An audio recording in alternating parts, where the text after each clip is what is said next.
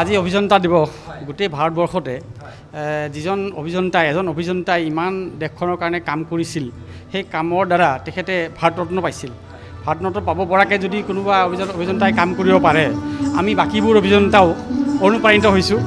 আমি অসমৰ অভিযন্তাসকল লগ লাগিছোঁ ফেডাৰেশ্যন অফ ইঞ্জিনিয়াৰিং ছাৰ্ভিচ এছ'চিয়েশ্যনৰ আণ্ডাৰত লগ হৈ পেলাই তেখেতৰ কৰ্মৰাজি আলোচনা কৰিছোঁ আৰু ভাবিছোঁ যে তেখেতৰ কৰ্মৰ দ্বাৰা অনুপ্ৰাণিত হৈ আমিও কিবা অলপ সমাজৰ কাৰণে দেশৰ কাৰণে অলপ ভালকৈ কিবা কাম কৰিব পাৰোঁ নেকি, সেইটোৱে আজি আমাৰ উদ্দেশ্য আচলতে।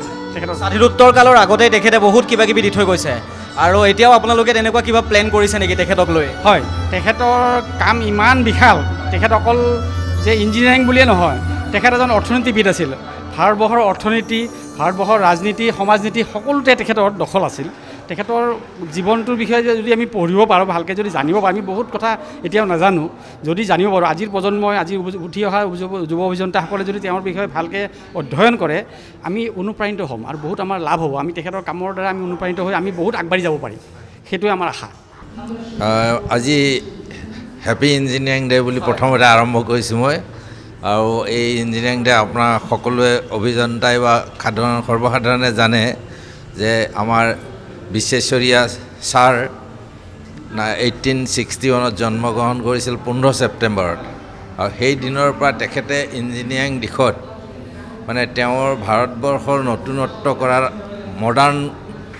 মডাৰ্ণাইজেশ্যন অফ ইণ্ডিয়াৰ ক্ষেত্ৰত তেখেতে যথেষ্টখিনি কষ্ট স্বীকাৰ কৰি আমাক ভাৰতক কাৰিকৰী দিশত যথেষ্ট আগবঢ়াই নিছে। তাৰ উদাহৰণস্বৰূপে আপোনাৰ Krishna Raja Sagar dam in Mysore, flood protection work, specially flood protection work in Hyderabad.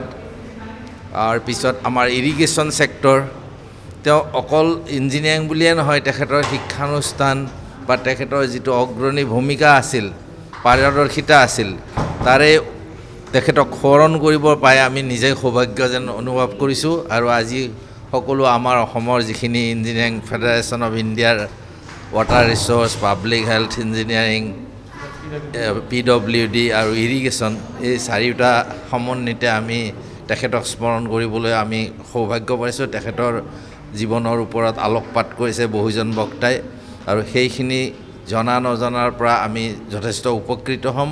আৰু তেখেতে ভাৰতবৰ্ষৰ প্ৰতি যিখিনি কাৰিকৰী দিশত আগৰণীয় ভূমিকালৈ আগবাঢ়িছিল, সেই অনুপ্ৰেৰণেৰে আমিও তেখেতৰ দ্বাৰা অনুপ্ৰাণিত হৈ আমি দেশক সেৱা কৰিবলৈ, আমি মনস্থ কৰিবলৈ এটা সুবিধা পাইছোঁ। আৰু ইয়াৰ যোগেদি আমাৰ এতিয়া আপুনি যিটো সময়ত লৈ আছে, এই সাংস্কৃতিক সন্ধিয়া তেখেতৰ মানে আমাৰ ইঞ্জিনিয়াৰিং ডেৰ সংগতি ৰাখিয়ে আৰম্ভ কৰা হৈছে। আৰু তেখেত আন্তঃৰাষ্ট্ৰীয় খ্যাতি সম্পন্না আমাৰ ভূঞা বাইদেউ সুমিতা ভূঞা, বিশিষ্ট বেহলাবাদক, তেখেতৰ অনুষ্ঠান উপভোগ কৰিছে, যাতে কাৰিকৰী দিশৰ লগতে মনোৰঞ্জনটো আৰম্ভ হৈ আমাৰ বিশ্বেশ্বৰীয়া ৰায়ক আকৌ এবাৰ তেখেতৰ প্ৰতি মই শ্ৰদ্ধা ভক্তি জনাই আপোনালোকৰ মোক ক'বলগীয়া এইখিনি কৈছোঁ। আপোনালোকৰ দিনতো এটা সুন্দৰ অনুষ্ঠান হৈছিলে, দিনত এখন সভা হৈছিলে, বিশেষ সভা, তাৰপাছত এইটো সাংস্কৃতিক সন্ধিয়ান। কি আপোনালোকৰ পৰ্যালোচনা কৰা হ'ল দিনৰ সভাখনত? দিনৰ সভাত বিশেষকৈ বিশ্বেশ্বৰীয়া ৰায়ৰ কৰ্মজীৱনী, তেখেতৰ জন্ম বৃত্তান্ত, তেওঁ কি কামত কি কৰিছিল, সকলোৱে সেই বিষয়ত নাজানিবও পাৰে। তেখেতসকল আমাৰ পুলক শৰ্মা ডাঙৰীয়াই তেখেতৰ বিশেষ জীৱনীবৃত্তি এটা কৈছে।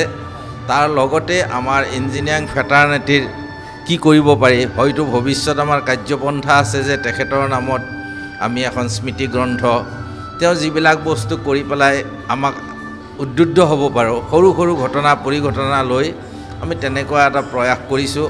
লগতে আমাৰ ইঞ্জিনিয়াৰিং ফেটাৰ্নিটিৰ লগতে অসম উন্নতিৰ লগত জড়িত হৈ আমি কেনেকৈ সেৱা আগবঢ়াব পাৰোঁ, তাৰ ভিতৰত বিস্তৃত আলোচনা হৈছে। আৰু আমাৰ এই সভাত যথেষ্ট সংখ্যক আমাৰ অৱসৰপ্ৰাপ্ত বিষয়া ইঞ্জিনিয়াৰো আছে। তেখেতসকলৰ আমাৰ অগ্ৰজসকলৰ পৰাও আমি যথেষ্ট দিহা পৰামৰ্শ পাইছোঁ আৰু সেইখিনি সৰগত কৰি আমি আগবাঢ়ি যাম বুলি আমি প্ৰতিজ্ঞাবদ্ধ হৈছোঁ।